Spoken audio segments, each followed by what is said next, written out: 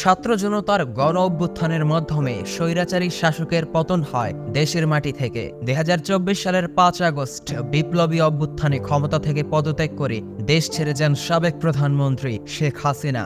এরপর তোড়জোড় শুরু হয় দেশের এই সংকটকালীন সময়ে অন্তর্বর্তীকালীন সরকার গঠনের। বৈষম্য বিরোধী ছাত্রদের আহ্বানে ইন্টারিম সরকারের প্রধান হিসেবে প্রস্তাব পান নোবেলজয়ী অর্থনীতিবিদ ডক্টর মোহাম্মদ ইউনূস। তারুণ্যের বিজয়কে সম্মান জানিয়ে ৮ আগস্ট দেশে ফেরেন মোহাম্মদ ইউনূস। এরপর অন্তর্বর্তীকালীন সরকারের প্রধান উপদেষ্টা হিসেবে বঙ্গভবনে শপথ নেন ডক্টর মোহাম্মদ ইউনূস ও বাকি উপদেষ্টা মণ্ডলীর সদস্যরা। এ সময় রাষ্ট্রপতি শাহাবুদ্দিন শপথ বাক্য পাঠ করান অন্তর্বর্তী সরকারের উপদেষ্টাদের। এরপর তথা ২০২৪ সালের ৯ আগস্ট এই অন্তর্বর্তীকালীন সরকারের উপদেষ্টাদের বিভিন্ন মন্ত্রণালয়ের দপ্তর বন্টন করে দেয়া হয়। তাহলে জানতে ইচ্ছে করছে অন্তর্বর্তীকালীন সরকার কি বা কারা কারা রয়েছেন এই সরকারের বিভিন্ন দায়িত্বে। জানতে হলে থাকতে হবে পুরোটা সময়। শুরুতেই জানিয়ে দেব ইন্টারিম বা অন্তর্বর্তীকালীন সরকার কি। বিশেষ করে নির্বাচনী সরকারের অনুপস্থিতিতে সংসদ ভেঙে দিলে নতুন নির্বাচন পর্যন্ত যে সরকার দায়িত্ব পালন করে তাদের অন্তর্বর্তীকালীন সরকার বলে। এই সরকারের নির্দিষ্ট তেমন মেয়াদ সীমা শুরুতে উল্লেখ করা হয় না, কারণ রাষ্ট্রের সর্বোপরি পরিস্থিতি বিবেচনায় এই বিষয়ে সিদ্ধান্ত নেওয়া হয়। এবারে জেনে নেওয়া যাক ২০২৪ সালের অন্তর্বর্তীকালীন সরকারের সদস্য মণ্ডলীর রূপরেখা যেভাবে সাজানো।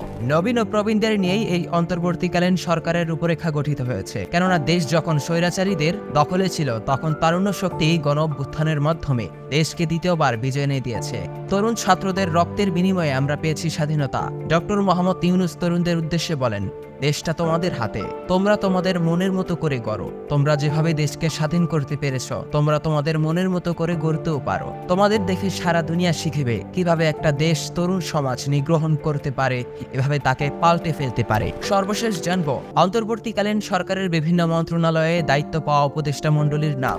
অন্তর্বর্তীকালীন সরকারের প্রধান উপদেষ্টা ডক্টর মোহাম্মদ ইউনূস, তিনি মন্ত্রিপরিষদ বিভাগ, প্রতিরক্ষা মন্ত্রণালয়, সশস্ত্র বাহিনী বিভাগ, জনপ্রশাসন, শিক্ষা, সড়ক পরিবহন ও সেতু সহ মোট ২৭টি মন্ত্রণালয়ের দায়িত্বে। এছাড়াও অন্যান্য উপদেষ্টা মণ্ডলীর মধ্যে ডক্টর সালেহ উদ্দিন আহমেদ পেয়েছেন অর্থ ও পরিকল্পনা মন্ত্রণালয়, ডক্টর আসিফ নজরুল পেয়েছেন আইন বিচার ও সংসদ বিষয়ক মন্ত্রণালয়, আদিলুর রহমান খান শিল্প মন্ত্রণালয়, হাসান আরিফ স্থানীয় সরকার, পল্লী উন্নয়ন ও সমবায় মন্ত্রণালয়, মোহাম্মদ তৌহিদ হোসেন পররাষ্ট্র মন্ত্রণালয়, সৈয়দ রিজওয়ানা হাসান পরিবেশ, বন ও জলবায়ু পরিবর্তন মন্ত্রণালয়, মেজর শারমিন এস মুর্শিদ সমাজ কল্যাণ মন্ত্রণালয়, ব্রিগেডিয়ার জেনারেল অফ ডক্টর এম শাখাওয়াত হোসেন স্বরাষ্ট্র মন্ত্রণালয়, ডক্টর আফম খালিদ হোসেন ধর্ম বিষয়ক মন্ত্রণালয়, মির্জা ফরিদা আখতার মৎস্য ও প্রাণী সম্পদ মন্ত্রণালয়। দেশ বিদেশের সমসাময়িক নির্ভর ভিডিও নিয়মিত পেতে স্কিলফির সাথেই থাকুন। আর অবশ্যই সবার আগে আমাদের সব ভিডিও দেখতে স্কিলফি চ্যানেলটি এখনই সাবস্ক্রাইব করুন এবং পাশে থাকা বেল আইকনটিতে ক্লিক করতে ভুলবেন না,